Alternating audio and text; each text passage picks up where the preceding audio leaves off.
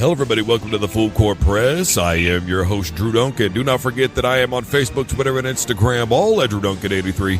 You can find me on YouTube. Simply look for Drew Duncan. The Full Court Press is on Facebook, Twitter, and Instagram as well. And also, we're on YouTube. And do not forget that you can listen to us wherever you listen to podcasts. Simply tell your device to play the Full Court Press by Drew Duncan. Folks, I think a lot of people are anticipating the release of the movie Joker starring Joaquin Phoenix coming up on October the 4th. And we have a guest right now whose grandfather played an integral role in the creation of Batman and the Joker. Originally born Milton, you may know him as Bill Finger, who was slighted for many years, even though he had a very prestigious role in creating Batman alongside with Bob Kane. 2005, as a matter of fact, an award was bestowed in his honor at the San Diego Comic-Con for artists who may not have received their initial due for their work. You may know her from Batman and the Bill, which is by Marc Nobleman on Hulu. Her name is Athena Finger, and she's right here on the Full Court Press. Athena, thank you so much for taking a couple of moments to speak with me today. Well, thank you so much for having me on. This is a great pleasure, and I'm looking forward to having a cool talk with you. You're very welcome, Athena. So if I may, I know you're a busy lady. You did tell me that you're preparing dinner as we're talking right now. I am. We got to get right to this, obviously. Look, this was not an easy process. In fact, many told Marc Nobleman that Bill Finger was never going to get his due and to just basically put it aside. However, through a series of events, he did get in contact with you back in 2007. And I want to know, were you hesitant at first? What was some of that process like in contacting DC? I know they did initially give you small reprint royalties at that time. But overall, what was that process like for you, and were you hesitant? I was hesitant, actually. After my father had passed away in 92, I was kind of discouraged from pursuing the whole case because I was told that it was nearly impossible and that it was going to cost a lot of money and take a very long time. And back in 92, I was only 15, about to turn 16, so I didn't really know what to do about the situation. So I kind of shied away from it. And then when Mark had approached me 15 years later, I was like, I don't know if I really want to even talk about this stuff. So it took a little convincing on his part to get me to even speak with DC. So again, I was discouraged and I didn't really know where to go with it or who to contact or any of that stuff. So, when I did finally reach out to them in 2008, the early part of the year, they were very welcoming and were willing to, like you had mentioned, give me reprint royalties. But they had been doing that for a lot of the older artists and writers already. It's something that Paul Levitt felt that was very important to do for the families. And if the person was actually still alive, to do for them also. So that kind of started the whole process in 2008 when they were willing to include me with various different things other than just giving me money. Once the company was taken over more by Warner Brothers is when things started to change. Now, what do you mean by once it was taken over by Warner Brothers, things began to change? Was there kind of like a back pedal there? There was. Again, Warner Brothers is, a large corporation. They want to hold on to the properties. When The Dark Knight Rises came out is when the conversation kind of shifted. And they wanted me to terminate my rights, and I didn't agree to that. So that was the catalyst to becoming more active in the scene. And when the 75th anniversary came around is really when I pursued legally what to do about the issue. my question to you is, though, Athena, through all of this, have you found peace? Have you found reciprocity? Have you found forgiveness? What has been the biggest part of this journey for you?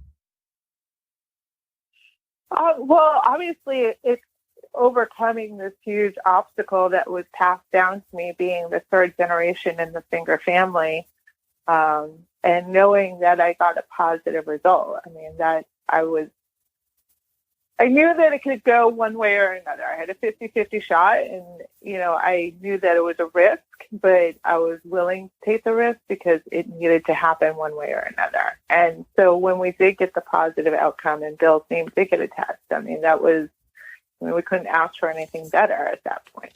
That's what we were trying to do. It wasn't just getting his name attached, though. I mean, if you ask most people 5 years ago who created Batman, they would say Bob Kane. But that's not the actual history of where this huge character came from that's known worldwide and has outlived 80 years of ups and downs with the comic book industry. It's really getting the true history out there and not a false history that people have been fed for 76 years. And I think that, the fans do deserve the truth, and they do want to know where these characters came from, not just Batman, but other characters in the comic genre. Because, unfortunately, it was an industry norm where only one person was truly getting the credit, when it was more than one person actually coming up with these characters and the stories and everything that we love about comics. We're talking to Athena Finger right here on the Full Court Press. I am your host, Drew Duncan. Athena, are we going to read comic books that are drawn and created by Athena Finger? Are they already out there? Is there something I missed? I did all I could to try and find anything. I didn't see anything. Correct me if I'm wrong. Is there something out there with Athena's name on it? Not a comic just yet. I have some people who have approached me to do some stories with them to do drawing. I'm not a writer. Bill was a writer, so I am more into the visual art, drawing, and painting. So I have been approached to do some work with people. I'm trying to figure out which one I want to go with. My partner does want to do a story with me, so I'm trying to figure out the legalities of doing that one, because we do want to do something along the lines with the Batman story. So, I'm hoping to get something out there to the fans because I know they want it. But in the meantime, I have been doing my own paintings and I do commission work. So some people have some original artwork from me. A lot of clients would like me to do the old Golden Age covers or something from the comics, or even something from my own interpretation of either Batman or I really like Wolverine, so I've done a couple of Wolverine pieces. So, I do try to get something out there my own way. Athena, I might have to cut out that Wolverine reference out of this interview. My goodness, you're going to upset the DC fans. Athena. Oh, come on. Why can't we just all be friends? I don't know. Ask somebody who's all DC and ask somebody who's all Marvel. I feel the same way that you do. And by the way, just as a quick thing, I'm just saying that every superhero comic generally has a reporter somewhere in there. Drew Duncan, I think, is a very good name for a reporter. I mean, you never know what you could do, Yes. Speaking of the DC Marvel Comics rival, there are a lot of people out there that feel that DC is really trailing Marvel right now. Do you think, though, that the Joker movie, when it comes out on October the 4th, could maybe flip that a little bit and bring some life back into DC? From what I've seen with the awards it's been winning and some of the reviews, possibly. But again, it's a unique standalone film. It's not necessarily from the comics, even though it's a comic character, right? Because the Joker doesn't really, I mean, they say, yes, he has a backstory, but he has several different backstories. So it's definitely going to be a unique take on the character. I'm hoping that maybe it will breathe some life back into, DC films, because they've been kind of all over the place in the last 10 years. So I have high hopes, but I won't know until I see it. I've heard rumors out there that, they're bringing in a new team and that they're going to kind of reboot the whole thing and try to, do it right, let's say, this time, instead of trying to catch up to Marvel and, the Disney franchise that they had the backing with. So we'll see. Time will tell. Hopefully they'll pull it together. Athena, as I do with all of my guests, I ask them if there's anything else that they would want to talk about. The floor is 100% yours. There's no right or wrong answer here. It's literally all you. Anything you'd like to say to the audience listening? Wow. First, I want to thank the fans that are listening, because without the fans, of course, there would be nothing to celebrate or talk about this year for the 80th anniversary. I am currently trying to get my schedule put together for 2020 for the convention scene. So if anybody wants me to come to their area, please reach out to promoters and let me know if there's one that I should check out. You can always find me on Facebook with my name, or Twitter or Instagram. I also have a webpage, athenafinger.com. So, if you want to have me come to your area, that's the best thing to do, is just let me know what's in your area. Or if you're interested in checking out my artwork, I do post a lot on Instagram with my artwork, or you can check out the website, like I said. We are starting a campaign next year, since it's not an anniversary year. And I did try this year to get Bill a star in Hollywood on the Walk of Fame, but unfortunately they did not pick him this year. So next year is the big push.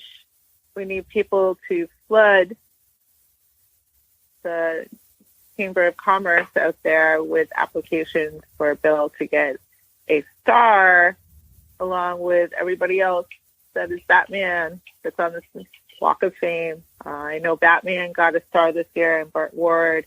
Adam West has one, and of course Kane has one, and other Batman actors and people associated with the character all have stars. So Bill definitely needs to be included in that. Really quick, simple answer. Who played Batman best? Michael Keaton. Oh, I love you. I knew it. I've always known it. We've all always known it. You are a rock star, Athena. Thank you. You're very welcome. Athena, thank you so much for being a part of the program. It was so awesome to have you on. Best of luck to you in all your future endeavors. So glad for all the things that have happened to you. Who knew that a year ago when I saw the documentary and just said, hey, that is so awesome. I'm so glad that I would actually be interviewing you. It was a super treat to have you on. Well, thank you so much for having me on. I appreciate it. You're very welcome. All right, everybody. She is Athena Finger, and I am Drew Duncan, host of the Full Court Press. And as always, don't you dare touch that dial.